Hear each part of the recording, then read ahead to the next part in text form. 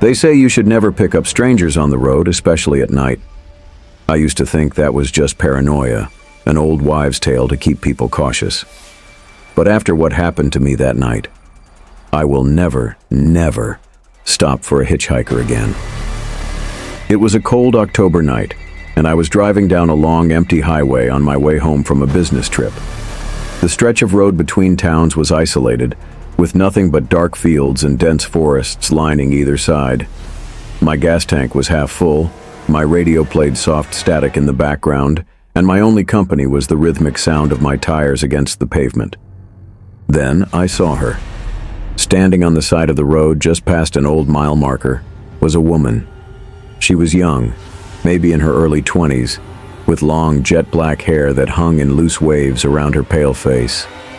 She wore a white dress, too thin for the chilly autumn air. She didn't wave, didn't step into the road. She just stood there, staring straight ahead.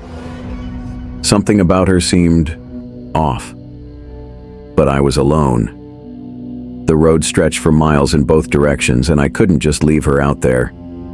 Against my better judgment, I slowed down and pulled up beside her. I rolled down the passenger window. "Hey, do you need a ride?" She didn't respond right away. She turned her head toward me in slow, deliberate motion, and for the briefest moment, I felt a wave of unease wash over me. Her eyes were dark, too dark, almost hollow. But then she nodded. "Yes," she said softly. "Thank you." She climbed into the car without another word, her movements graceful but strange, as if she were lighter than she should be. The moment she shut the door, the temperature inside my car dropped. My breath fogged up slightly, and I instinctively reached to turn up the heater. I glanced at her from the corner of my eye. She sat perfectly still, hands folded neatly in her lap. She was too quiet, her breathing too soft. After a few minutes of silence, I cleared my throat. "So, where are you headed?" She turned her head slightly toward me, but didn't quite look at me. "Home." A simple answer, but it sent a shiver down my spine. I forced a chuckle. "Well, where's home?" She didn't respond. Instead, she lifted one slender hand and pointed straight ahead. At nothing. The road stretched into darkness, not a single sign or house in sight. A thick, uneasy feeling settled in my stomach, but I pushed it down. Maybe she was just tired or lost, or had been through something traumatic. I tried again. "I'm Adam, by the way. What's your name?" She finally turned to look at me fully. Her lips parted slightly as if she was about to say something, then stopped. Slowly, almost reluctantly, she whispered, "My name is Lily." Her voice was soft, barely audible over the hum of the car. The name sent a jolt of familiarity through me, though I couldn't place why. We drove in silence for another mile or two. The road felt longer than usual, the darkness outside seeming to press against the car like a living thing. The air was thick, heavy, making it hard to breathe. And then, she spoke again. "You should slow down." I frowned. "Why?" "There's a curve ahead." I hesitated. The road had been mostly straight for miles, and I was pretty sure no sharp turns were coming up.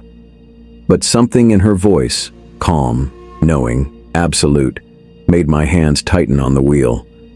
So I listened. I eased off the gas, and just as I did, my headlights illuminated a sharp, blind curve ahead. My heart leaped into my throat. Had I been going even 5 miles per hour faster, I would have flown straight into the trees.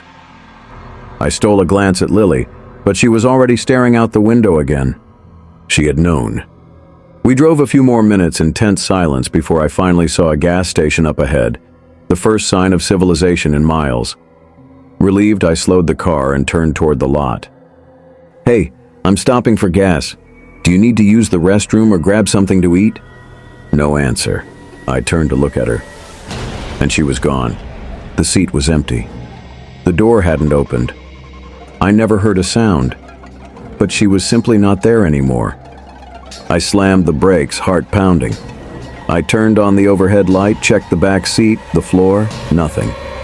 She had just disappeared. Shaken, I stumbled out of the car and ran into the gas station. The old man behind the counter looked up, raising an eyebrow at my panicked expression.